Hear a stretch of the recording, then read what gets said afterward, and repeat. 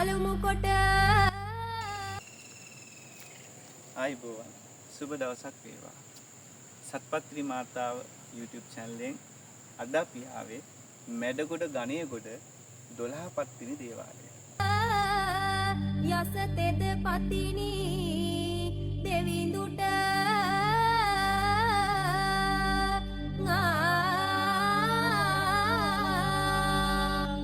බැසමෙ රඟ මඩලට අසව පෙර මිනිස් අපි වාගෙන ආවේ පත්තිනි දේවමෑණියන් වහන්සේ නවගමුව පිම්බිමට පැමිණිලා සත්පත්‍ය භවන භාවනා කරලා ඉතින් මතු පත්තිනි දේවමෑණියන් වහන්සේ රජමල් වත්තට පාදචාරිකාවෙන් ගමන් කරන තාක් එතුමී වැඩ වාසස්ථානයේ කරපු එතුමී පාදචාරිකාවෙන් ගමන් කරපු එතුමීට පුද සත්කාර කරපු ස්ථාන හොයාගෙන අපි මීට පෙර ගියා බලගල්ල කැලේ දේවාලය, එල්ලක්කල ගිනිපත්තිනි දේවල, කොරතොට රජමහා පත්තිනි දේවල. අද අපි හතරවෙනි වැඩසටහනින් අපි ආවේ ඓතිහාසික සීතාසක රුවන්වැල්ල මැඩගොඩ ගණේගොඩ 12 පත්තිනි දේවල හොයාගෙන. මේ තමයි පත්තිනි දේවමෑණියන් වහන්සේ ආශ්චර්යමත් අවස්ථාවක්. එතුමියගේ හාස්කම් පෙන්නපු තවත් එක්තරා පින්බීමක්. පත්තිනි දේවමෑණියන් වහන්සේගේ ඉතිහාසයේ එතුමිය නවගමුව පුදබිමේ බණ භාවනා කරන සිටින කාලේ නිතරම ආගී ස්ථානයක් විදිහට මේ නාගස් වලින් වටවුණු කැල්ලිගම් මිටියාවදී මේ පින්බිම හඳුන්වන්න පුළුවන්. ඒ එතුමිය ජීවමාන සමයේ නවගමුව පුදබිම ආශ්‍රව බණ භාවනා කරන කාලේ ගමන් කරපු ස්ථානයක් විදිහට මේ මැඩගොඩ පූජා භූමිය අපිට හඳුන්වන්න පුළුවන්. මැඩගොඩ කියවම කවුරුත් දන්නවා මැඩගොඩ පත්තිනි දේවාලයේ තියෙන්නේ සීතාවක රාජසික රජතුමාගේ සීතාවක පිම්බිම ආශ්‍රිතව. නැත්තම් මේ සීතාවක කියන රාජධානිය ඇතුලේ. මම මේකට පිම්බිම කියලා සඳහන් කළේ සීතාවක රාජසිංහ රජතුමා තමයි පත්තිනි දේව සංකල්පයේ මේ ශ්‍රී ලංකා දීපේ පුරාවටම ගෙනියන්න බොහෝ සෙයින් දායකත්වයක් දරන රජතුමා. ඊට අතීතයේ සහ අනාගත කාල සීමාවේ බොහෝ රජවරු එවලින් සහයෝගය ලබා දීලා තියෙනවා. නමුත් සීතාවක පළවන රාජසිංහ රජතුමා කියලා කියන්නේ පත්තිනි දේවමෑණියන්ම දිව සංඥාවෙම දැකලා පත්තිනි දේවමෑණියන් වහන්සේ පිළිබඳ බොහෝම ගෞරවයක් ඇතුව එතුමිය වන්දනාමාන කරපු රජ කෙනෙක්. පත්තිනි දේවමෑණියන් වහන්සේ එදා නවගමුවෙන් චුත වෙලා පාදචාරිකාවෙන් ගමන් කරපු ස්ථානයක් විදිහට අපි මැඩගොඩ ගැන අපි කලින් සඳහන් කරානේ. අපේ ඉතිහාසයේ තවත් මෙහෙම සඳහනක් තියෙනවා. එදා පෘතුගීසි හමුදාව කැලණිය, නවගමුව, එල්ලක්කල මේ වගේ ඓතිහාසික සිද්ධාස්ථාන මංකොල්ල කමින් විනාශ කරමින් යන අවස්ථාවේ කොළඹ ඉඳන් එන පෘතුගීසි හමුදාව මුල්ලේරියා සත්‍යයෙන් පරාජය වෙනවා. එතකොට මෙන්න මේ කාල සීමාවේ පෘතුගීසි හමුදාව නැවතත් කැලණිය, කැලණිගඟ ආශ්‍රිතව නවගමුව, එල්ලක්කල මේ ආකාරයේ මේ පරිවාර දේවාල බොහෝමයක් විනාශ කරන්න මංකොල්ල කන්න එනවා. මෙන්න මේ අවස්ථාව දකිනවා පත්තිනි දේවමෑණියන් වහන්සේ. එදා පත්තිනි දේවමෑණියන් වහන්සේ අදිෂ්ඨාන කරනවා මේ නවගමුව දෙවල විනාශ වෙන්නේ නැතුව නවගමුව දෙවලේ තිබුණා වූ රන්සලබ මායම් ස්ථානයකට වැඩම කළ යුතුයි කියලා. මෙන්න මේ අවස්ථාවේදී සක්දිව රජාණන් වහන්සේ, සක්දිව රජාණන් වහන්සේ ආරාධනා කරනවා නැගණියනි ඔබතුමියගේ මේ පිම්බිමේ තියෙන රන්සලබ වෙනියම් ස්ථානයකට වැඩම කරන්න, ආරක්ෂා කරන්න කියලා. ඒ තුමියගේ බල සම්පන්නභාවය, පතිවෘතාභාවය දැක බලා ගන්නත්, දිව්‍ය තේජානුභාවය බලා ගන්නත් හොඳම අවස්ථාවක් නිසා තමයි සක්දිව රාජයන් වහන්සේ පත්තිනි දිව්‍යාංගන වහන්සේට එන්න එහෙම ආරාධනාවක් කරන්නේ. එන්න මේ අවස්ථාවේදී පත්තිනි දිව්‍යාංගන වහන්සේ 3 මාසයක් පරංගී සටන කල් දැම්මා කියලා අපේ ජනප්‍රාදී සඳහන් වෙනවා. කියන්නේ පරංගීන්ට පෘතුගීසි හමුදාවට නවගමුව දේවාලයට එන්න 3 මාසයක කාලයක් ගිහිලා තියෙනවා. ඒ තරම් ගිරිදුර්ග, ජලදුර්ග තරණය කරගෙන කරදර බාධක ඇති වෙලා ඒ වගේම සීතාවක රාජසිංහ රජතුමාගේ මෙහෙවන යුද හමුදාවට මුහුණ දීලා අතිශයම භයානක කාල සීමාවක් ගවාගෙන තමයි පරංගි හමුදාව නවගමුව දේවාලය ගිනිබත් කරන්න එන්නේ. මෙන්න මේන කාල සීමාව කොළඹ ඉඳන් නවගමුවට බොහොම ළඟින් වුණත් 3 මාසයක් කල් ගියා කියලා ජනප්‍රාදී සඳහන් වෙනවා. මෙන්න මේ 3 මාසයක් කල් ගත වෙන්න හේතුව තමයි නවගමුව දෙවලේ තිබුණා වූ රන් රුවන් සලඹ සත් නමක් එදා සත්පත්තිනි දිව්‍යාංගනන් වහන්සේ ඇලිකිඹුල් වාහනයේ මට නැග සිට මෙන්න මේ මැඩගොඩ දේවාලයට වැඩම කරා කියලා අපේ ජනප්‍රාදී සඳහන් වෙනවා. ඇත්තට මේ කැලණිගම් මිටියාවතේ කැලණිගඟ මැද්දේ තියෙන දූපතක් වගේ ස්ථානයක් තමයි මේ මැඩගොඩ පත්තිනි දෙවල. අන්න එහෙම තමයි අපේ යාතිකාවල සඳහන් වෙන්නේ. එදා පරංගි සමයක්කාරයෝ 3 සමයකට යුද්ධයේ කල්දමා පත්තින් දිව්‍යාංගන් වහන්සේ රන් සලඹ රන් රුවන් සලඹ සත්නම මැඩගොඩ ඇලට වැඩම කරා කියලා අපේ ජයප්‍රාදයේ සහ යාතිකාවල සඳහන් වෙනවා.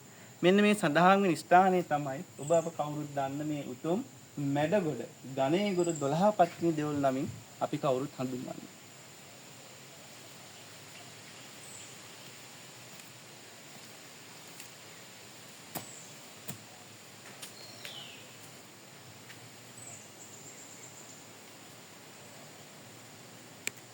එදා පත්තින් දිව්‍යාංගන් වහන්සේ ජීවමානව බණ භාවනා කරමින් වැඩ සිටිය පින්බිමක් වශයෙන් ඒ වගේම පෘතුගීස් සමයක්කාර සමයේදී ඒ පත්තින් දිව්‍යාංගන් වහන්සේගේ රන්රුවන් සමග වඩමුවා තැන්පත් කරපු ස්ථානයේ වශයෙන් ඈත අතීතයේ යම් දෙවලක් ගොඩනැගී තිබෙනවා. සීතාග රාජසිංහ සමයේදී සීතාග රාජසිංහ රජතුමා කැලණිගම් මිටියාවෙන් ඉඳන් එනකොට මේ රුවල නතර වෙලා තියෙනවා. රජතුමා කල්පනා කරනවා තමුන්ගේ රුවල නතර වෙන්න හේතුව මොකක්ද කියලා.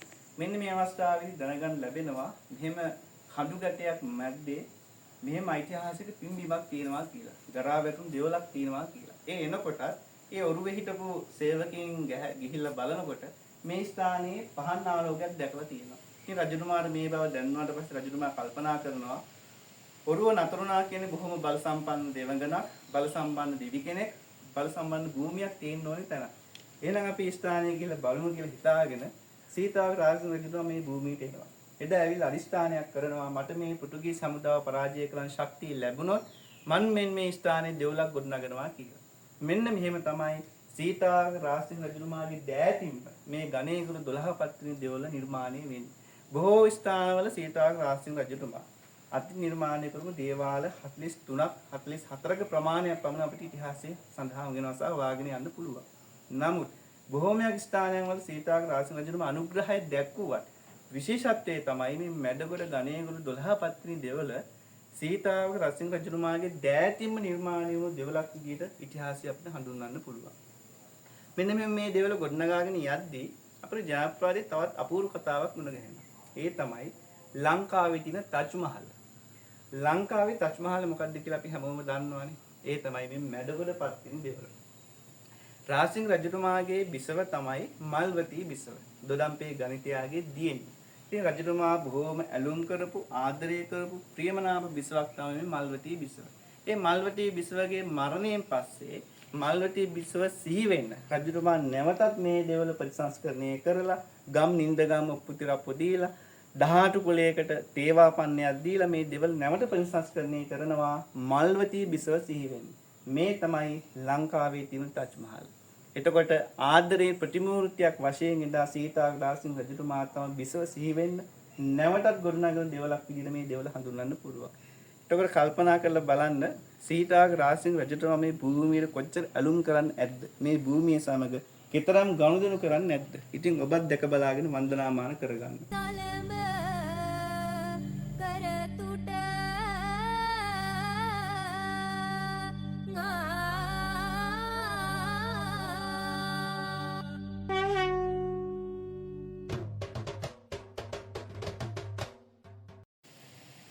මේ දකින්නේ එදායේ පුරාණ මැඩගොඩ පත්තිනි දෙවල ඇත්තම රාජසිංහ රජතුමා ප්‍රථම ඉදි කරන්නේ කැම්පිරි දෙවලක් විදිහට. අදත් මේ එදා ඉදි කරපු පුරාණ ගල් කණු තමයි අපිට දක්නට ලැබෙන්නේ. මේ පුරාණ ගල් කණු වල උඩින් තමයි දේවාලයේ ඇතුල් මාලිගාව. හඳුන් කුඩම නැත්තම් උඩ මාලේ පවතින්නේ. මේ දෙවල විශේෂත්වයක් තියෙනවා. මේ දෙවල තියෙන්නේ කැලණිගම් මිටියාවතේ කැලණි ගඟ ආශ්‍රිතව. ඒකෝර නිතරම මේ කැලණි ගඟ පිටාර ගල්න නිසා මේ දෙවල යට වෙන නිසා බලකොටුවක් ආකාරයට කිසිම විදිහකින්වත් මේ දෙවලට වතුර ඇතුල් නොවන විදිහට දෙවල භූමියෙන් උස් විදිහට තමයි නිර්මාණය කරලා තියෙන්නේ. එන ඕන කෙනෙකුට දැක් ගන්න පුළුවන් එදායි අතීතයේ තිබුණු බලකොටුවක නිර්මාණයක් තමයි මේ දෙවලේ තියෙන්නේ. හැම පැත්තෙම වට වෙලා කිසිම විදිහකින් සතුරෙකුටවත් එන්න බැරි විදිහට තමයි දා අතීතයේ රාජසිංහ රජතුමා මේ දෙවල ගොඩනගන්නේ. විශේෂත්වය තමයි මේ දෙවලේ තියෙනවා ලංකාවේ පැරණිම සහ දැනට ලංකාවේ ක්‍රියාත්මක වන එකම කොඩිතුවක්කුව. කවුරුත් බලන්නේ මොකද්ද මේ කොඩිතුවක්කුව කියන්නේ කියලා. කොඩිතුවක්කුව කියලා කියන්නේ එදා සීතාවක රාජසිංහ රජතුමා පෘතුගීසි හමුදාව වෙනුවෙන් ප්‍රහාර එල්ල කරන්න භාවිතා කරපු කාලතුවක්කුව. එදා ලංකාවේ භාවිතා කරපු කාලතුවක්කුව විශේෂයක් තමයි මේ කොරිතුවක්කුව කියලා කියන්නේ. අදට සක්‍රියව පවතින මේ කොරිතුවක්කුව පෙරහැර කාල සීමාවේදී පෙරහැර ගෙවදීමට දී කැපුම් මංගල්‍යයට ඒ වගේ අවස්ථාවල මේ කොරිතුවක්කුව පාවිච්චි කරනවා. ඉතින් රාජසිංහ රජතුමාගේ මේ පෙරහැර මංගල්‍යයට පැමිණෙන්න රාජසිංහ රජතුමා සංඥාව නිකුත් කරන්න මේ ආසන්නව තියෙන දෙමෝදර ආශ්‍රිතව තමයි රාජසිංහ රජතුමාගේ මාලිගාව පිහිටලා තිබ්බේ.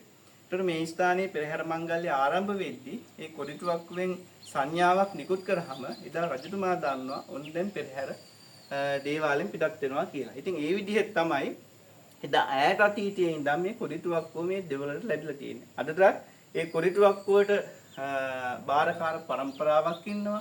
ඒ කොරිතුවක්කුව සංරක්ෂණය වෙලා තියෙනවා. ඉතින් ලංකාවේ තියෙන එකම මේ විදිහ දැක ගන්න පුළුවන් කාලතුවක්කුව තමයි මේ කොරිතුවක්කුව කියලා කියන්නේ. මම හිතන්නේ එවැනි දෙයක් ලංකාවේ වෙන කිසිම දෙවලක අපිට දැක බලා ගන්න හම්බෙන්නේ නැහැ. ඉතින් ඒකත් එක්ක විශේෂත්වයක්. ඒ වගේම මේ දෙවලේ අපිට දැක ගන්න පුළුවන් තව විශේෂ අනුකූලයක් තියෙනවා. විශේෂයෙන් දිග්ගේ වටමාලිගාව හඳුන්කුඩම විශේෂයෙන් මේ කළුගල් වලින් නිර්මාණය කරපු දෙවල. මේක බොහොම පරිසරයේ සම්බන්ධ විදිහට කළුගල් නිර්මාණයක් එකතු කරගෙන තමයි මේ දෙවල ගොඩනැගිලා තියෙන්නේ. ඉතින් එදා පත්තින් දේව මෑණියන් වහන්සේ ජීවමානව වැඩසිතාගෙන හොයාගෙන යන අතරතුර අපි මේ හතරවෙනි වැඩසටහනින් ආවේ මැඩගොඩ ගණේගොඩ 12 පත්තින් දෙවලට. විශේෂත්වය තමයි අපි ගිය සෑම ස්ථානයකම අපි අදහන්නේ සත්පත්තිනි දෙවියන්. 12 පත්තිනි දෙවියන් අදහන ස්ථානයන් දෙකක් තමයි ලංකාවේ දැනට විශේෂයෙන් අපිට තියෙන්නේ. ඒ මැඩගොඩ ගණේගොඩ 12 පත්තිනි දෙවල, ඒ වගේම කබුළු මුල්ල 12 පත්තිනි දෙවල. සත්පත්තින් දේව මෑණියන් වහන්සේගේ උප්පත්ති 7ට අමතරව උප්පත්ති 12ක් ගැන අපේ ජනප්‍රාදී සඳහන් වෙනවා. මේ උප්පත්ති 12 සිහිපත් කරගෙන තමයි 12 පත්තිනි දේව මෑණියන් වහන්සේ වෙනුවෙන් මේ මැඩගොඩ පත්තිනි දෙවලේ වන්දනාමාන කටයුතු කෙරෙන්නේ. ඒ වගේම කලින් සඳහන් කරා මැඩගොඩ ගණේගොඩ කියලා. අපි මේ ගණේගොඩ කියලා කියන්නේ ගණේගොඩ දෙවියන් මුල් කරගෙන. දා සීතාවගේ රාජසිංහ රජතුමාගේ මරණයෙන් පස්සේ පෙටන්ගොඩ කටුන පඳුරේදී කටුවක් ඇනිලා රාජසිංහ රජතුමා බොහෝම වීරුවටපත් වෙලා ඊටම මරණයටපත් වෙනවා. මෙන්න මේ අවස්ථාවේදී යක්ෂයෙක් කියලා ඉපදුන රාජසිංහ රජතුමා ගණේගොඩ දෙවියන් විදිහට තමයි හඳුන්වන්නේ. එතකොට ගණේගොඩ දෙවියන්ව වන්දනාමාන කරන එක ස්ථානයක් විදිහට මේ මැඩගොඩ පත්තිනි දෙවලත් කබුළු මුල පත්තිනි දෙවලත් අපිට හඳුන්වන්න පුළුවන්. එතකොට 12 පත්තිනි දෙවියන් ගණේගොඩ දෙවියන් කියන දේව සංකල්පයේ දිත්වයම මේ දෙවලේ පුදලවනවා. ඒකත් එක්ක විශේෂත්වයක්. ඉතින් රාජසිංහ රජතුමාව දේවත්වයෙන් හඳුන්වන්න හේතුවක් තමයි රාජසිංහ රජතුමා අපේ මේ ශ්‍රී ලංකා දීපේ එක්සේසත් කරන්න, පෘතුගීසින්ගෙන් මේ රට බේරගන්න, ඒ වගේම අනේක විද ආකාරයෙන් මිනිසුන්ට තිබ්බව පීඩා දුරු කරන්න රාජසිංහ රජතුමා බොහෝමයක් මිනිසුන්ට උපකාර කරපු රජ කෙනෙක්. ඉතිහාසයේ යම් තැනක රාජසිංහ රජතුමා ගැන කතා කරන්නේ නැහැ. රාජසිංහ රජතුමාගේ නම කියවෙන්නේ නැහැ.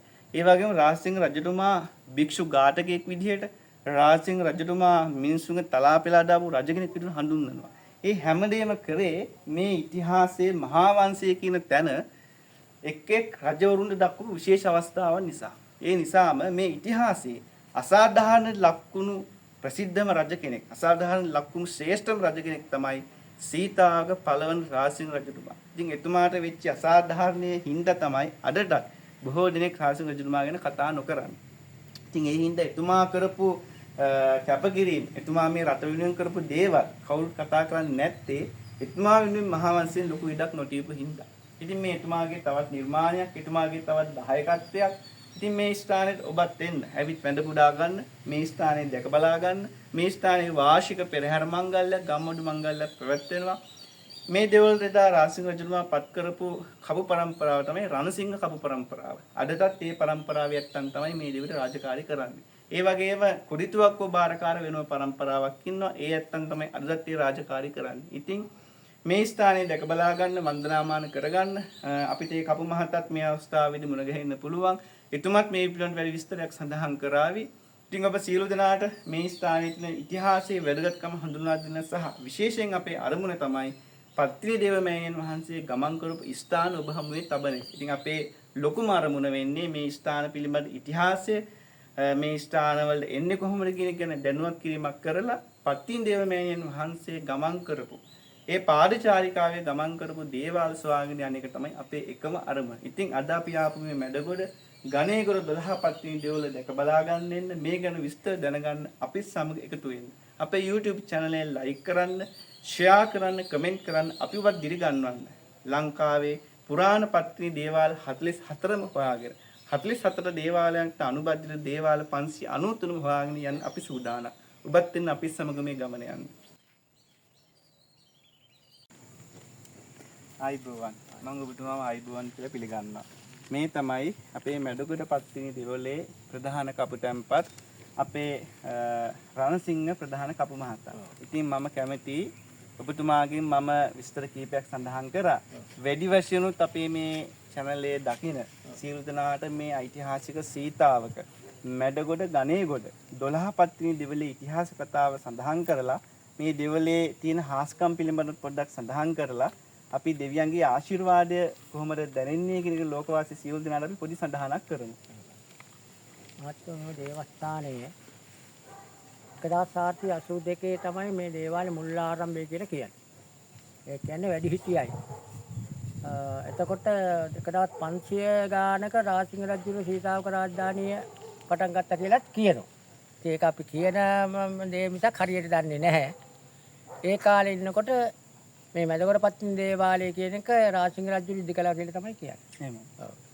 දැන් අද වෙනකොටත් මේ දේවස්ථානෙකින් පාරම්පරික මහත්තුරු වශයෙන් රණසිංහ මුදියන්තලාගේ ගාමීන් රණසිංහ කියන මගේ පියා ආරම් ඩිංගිරි බණ්ඩාර ආතාරම උක්කු බණ්ඩාර නමගේ කපු මහත්තයා. නෑ ඒ අයගේ ඉතින් මම දරුවෙක් තමයි. එතකොට මේ මේ රාජකාරිය මගේ මල්ලත් එක්ක මේ කටයුතු ටික කරගෙන යනවා පාරම්පරික මහත්යෙක් වශයෙන්. එතකොට දැනටත් මේ දේවස්ථානයේ පෞරාණික නිසා බැතිමතුන් ඇවිදලා වන්දනාමානය කරනවා, බාරහාර වෙනවා, දරු සම්පත් නැති අයට බාර වෙනවා. ඒ කටයුතු සාර්ථක වෙලා ඔප්පු කරන අය ඉන්නවා. එතකොට වෙන සොරසතුරු කරදර වලට බාරහාර වෙනවා. ග්‍රහාපල වලට බාර ඒ වගේ ශිෂ්ටාන්ති වලට තමයි කරගෙන යන්නේ. එතකොට ඒ ටික කරගෙන යනකොට දැන් මම දැන් ටිකක් වයස නිසා මගේ සම්පත් සිසිර කුමාර කියන්නේ මගේ ලොකු මල්ලි. ජගත් ලෙත්ති රණසිංහ කියන්නේ මගේ පොඩි මල්ලි. මේ දෙන්න මේ රාජකාරී කටයුතු මංගලාවාගම කරගෙන යනවා. බැතිමුතුන් පැමිණෙනවා. අපි ඉතින් පත්තිනි මෑණියන්ගේ පිහිට ආශිර්වාද ලබා දෙනවා. විශේෂත්වය තමයි මේ දෙවොල 12 පත්තිනි දෙවොල නමින් තමයි හඳුන්වන්නේ. අපි ඒ ගැන චුට්ටක් සිහිපත් කරමු. මහත්යෝ 12 පත්තිනි දේවාලය කියලා නම තියෙන. දැන් කියනවා සිද්ධ ගණේගොඩ 12 පත්තිනි දේවාලය. ඕක මම මගේ පියා ඉන්න කන්නේ ගණේගොඩ කියන්නේ මේක මැදගොඩනේ. ගණේගොඩ කියන්නේ රාජසිංහ රජුරුව ගණේගොඩ දෙවියන් වශයෙන් ඉපදිලා දේවත්වයන් ලැබලා. ඒකලු ගණේගොඩ කියන්නේ. 12 පත්තිනි කියන්නේ පත්තිනි මෑණියෝ 12 වතාවක් උප්පත්ති ලැබලා දිනා 12 පත්තිනි කියනවා. 7 වතාවක් ඉපදිච්ච නිසා කියලා සත්පත්තිනි කියනවා. ඒක මට 12 වාරයක් ඉපදිලා පත්තිනි මෑණි මේ පින්වන්ත මහතාව බුදු බව ප්‍රාර්ථනා කරන කෙනෙක් නේ. එතකොට මෙතුමිය ලෝක සත්‍යයට දුකට පිහිට වෙලා මෙතුමිය කවද නමුත් පිරිමියාත්මයන් ලැබලා බුදු බව ප්‍රාර්ථනා කරන්නේ. නේද? එතෙක් පින් අනුමෝදන් කරගන්න ස්ථානය. එතකන් පින් අනුමෝදන් කරනවා අපි දෙන පින් මේ ලෝක සත්‍ය දුකට ආපු ඊට බැතිමුතුන්ගේ දුක කියපුවාම ඒවට පිහිට වුණාම මේ පින් පත්තිනිමයට අනුමෝදන් කරනවා. ඒ වගේම විශේෂත්වය තමයි ගණේගොඩ දෙවියන්ට තියෙන ලංකාවේ දේවාල දෙකයි. දෙකයි. මැඩගොඩ පත්තිනි දෙවොල සහ කබුළුමුල්ල පත්තිනි දෙවොල. අපි ඒ ගැන පොඩ්ඩක් සිහිපත් කරමු මේ ගණේගොඩ දෙවියන් වෙනුවෙන් කරන පුදු සත්කාර පිළිබඳව. මහත්වෝ ඉතින් ඒකාතකින් මෙහෙම දැන් මෙහෙ බෝඩ් එක දාලා තියෙන සිද්ධ ගණේගොඩ 12 පත්තිනි දේවාලය. එතකොට මෙතන තියෙන දේ තමයි රාජසිංහ රජුරෝ මේ දේවස්ථානේ හදලා දැන් පිට දේවාලනේ මේ දැන් මේ අලුත් ගොඩනැගිලි මේ දේවාලය හදලා මේ ගම් වල අක්කර 631යි රූට් එකයි පර්චස් 18කට වෙන් කරලා තියෙනවා සන්නස් පිට මැඩගොඩ සන්නස. මැදගොඩ සන්නස්. එතකොට මේ දේවාලේ පළමුවම රාජකාරී කිරීමට රණසිංහ මුදියන්තලාගේ කියන මේ අපේ પરම්පරාව කරගෙන යනවා. ගෞරව නාමයේ සහිත. තවත් රාජකාරී 18ක් තියෙනවා. 18 කුලයක්. 18 කුලයක්. ඒ 18 කුලයේ ඉන්නේ මේ ගමේ. ඒ අයට මේ ගම රාජසිංහ රජුරුවන් කාලේ මේ ගම අක්කර 631යි රූට් එකයි පර්චස් 18 හරියටම මම ලේඛනේ තියෙන ගාන විතරයි කියන්නේ. මේක නින්ද ගමක් කරලා දීලා තියෙනවා. එතකොට කප් මහත්තුරුන්ට කියන අපිට පළවෙනි රාජකාරී. 2 හේනමාමට. 3 සද්ද පූජාව දැන් ඉතින් අපි කියන්නේ නැකතිය හරි එහෙම අපි එහෙම මිනිස්සුන්ට කතා කරන්නේ නැහැ නේ. ඒ රාජකාරී කරන්නේ. ඒ වුණාට දෙවියන්ට කරුත්වෙන් ඒ කාලේ ඒ විදිහට තමයි රාජකාරී දීලා. තේවාපන්නේ සඳහා. ඔව්. අර පත්තිනි මෑණියන්ට කරන පුසත්කාර වලට විතරයි රාජකාරී මට්ටම හැමෙන් කළා. ඒ වැඩකට කෙරෙන්නේ. ඉතින් අපේ කටයුත්ත අපි කියන්නේ මගේ තාත්තා නැති වුණා, බාප්පා නැති වුණා, මහප්පා නැති වුණා. මං ඉතින් ඒ කටයුත්ත මේ විදිහට කරගෙන යනවා. මගේ බාප්පගේ පුතෙක් ඉන්න ඔස්සුම් බණ්ඩාර කියලා. ඉතින් මල්ලිත් එක මගේ සීතල කුමාරකෙන් දැන් ආපු මල්ලි. මේ ජගත් ඉතින් මගේ පොඩි මල්ලි. ඉතින් මට බය නැතුව මගේ සහෝදරයෙක් මේ ටික පැතුතුන්න කරලා දෙන්න පුළුවන් මට්ටම තියෙනවා. ඒ නිසා තමයි පින්වත ඒ වැඩ කරන්නේ. එහෙමයි. ඒකත් එක්කම අපි මතක් කරමු ලංකාවේ දැන් එකම සක්‍රීය කාලටුවක්ව තමයි කොඩිටුවක්. කොඩිටුවක්. ඒකත් ලැබෙන ඔබතුමාගේ පරම්පරාවට. අපි ඒ ගැන පොඩි සඳහනක් කරමු. ඒතකොට රාජසිංහ රජුන් කාලේ ඕකට කියන්නේ කොඩිටුවක්කුව කියන එක. ඒක ඉතින් අපි දැන්ට තියෙන මේ කාලවල වල තියෙන සොරසතුරුන් කරදර නිසා මේ තුවක්කුව අපි ආරක්ෂා කරලා තියෙනවා. ඒක බෞද්ධ දෙපාර්තමේන්තුවේ මට ලිඛිතව දීලා තියෙනවා මේකේ චංචල දීපල් ලැයිස්තුවක්. ඒතර මේ බඩු බාහිර ආදී අපි බලාගෙන ආරක්ෂා කරගෙන තමයි මේ රාජකාරී දැන් ආවේ දැන් එකම සක්‍රියම කාලටුවක්. අදත් පෙරහැර කාලයක සක්‍රියව ඒක රාජකාරී කරනවා. පෙරහැර ගෙවිදීම, දී කැපීම චාරිත්‍රය අපි නානූර මංගල්‍යය පටන් ගන්නව නැකත් අදලා නානූර මංගල්‍යයට සද්ද පූජා පවත්වන්නේ ඒ කොඩිතුවක් වෙන්නේ. ඊට පස්සේ පෙරහැර පිටත් වෙනවා. නැවත දේවස්ථානට දේවාභරණ වඩම්මනවා. ඊට පස්සේ රන්දෝලි පෙරහැර පටන් ගන්නවා. මූර්තම් පූජාවල් පවත්වනවා. දේවාලට. ඊට පස්සේ දිය කපන්න පිටත් වෙන්නේ නැකත් වෙලාවට ඒ දිය කපාගෙන ඇවිදින්න ඒ ටික ඔක්කොම කරලා ඉවරලා පිසත්කාර කරලා ඉවරෙන්නේ ඒ සද්ද පූජා නවත්තන්නේ කොටිතුවක්. ගෙවුනාට පස්සේ. ගෙවුනාට පස්සේ. එදා රාජසිංහ රජතුමා දෙමව්දර මාලිගාවේදී පෙරහැර පිටත් වෙනවා කියලා සංඥා දෙන තමයි රාජසිංහ රජතුමා මේ කාලටුවක්ව නැත්තම් කොඩිටුවක්ව පූජා කරා කියලා කියන්නේ. අදත් ඒ චාරිත්‍රය ඒ ආකාරයෙන්ම ඔබතුමාලා පවත්වාගෙන අදත් ඒ තුවක්කුව ඉතින් සම්පූර්ණ කළු බේත් දාලා කොටලා අර කන ඔබතුමා දැකලා එහෙමයි. ඔව්. ඉතින් දැන් හැම දෙයක්ම මහත්වද කාලේ ඔබතුමා ඔය ටික අහන්න කියන්න ඕල්ලාක මම උත්තරය දෙනවා. මම මේ තනිකර අවං කතා කරන්නේ. ඒ වෙනකොට මේ වදින් චංචල් දීපලේට කියලා බෞද්ධ කටයුතු දෙකෙන් දුන්නා කියලා ඊට පස්සේ අල්ලගන්නේ කප් මහත්තයා මම කෝටිය බඩු කියලා මට කඩෙන් අරන් දෙන්න පුළුවන් ඔය පිත්තල පානක් නේද? මේව ආරක්ෂා වෙන්න ඒ නිසා අපි ඒව ආරක්ෂා තැනක තියලා තියෙනවා. සත්කාර කරනවාට වමනක් අරගෙන ඒ කිසි ගෞරවය ලබා දෙන්න. හොඳයි. ඉතින් අපිත් එක්ක අද එකතු වුණේ අපේ ඓතිහාසික සීතාවක පුර මැඩගොඩ ගණේගොඩ 12 පත්තිනි දෙවලේ බාරකාර තැන්පත් අපේ රණසිංහ කපු මහතා. අපි බොහොම හිතවත් කාලයක් තිස්සේ දන්න කියන අපිට ගුරුහරුකම් දෙන අපේ කල්යාණ මිත්‍ර පීඨමෙක් වගේ අපිට දෝපකාර කරන අපේ බාරකාර කපු මහතා. ඉතින් ඔබතුමාට බොහොම ගෞරවයෙන් අපි ස්තුතිය පුද කරනවා. මේ අවස්ථාවේ අපි වෙනුවෙන් කරුණු කාරණා දක්වලා අපි වෙනුවෙන් කාලය විදංගු කරාට.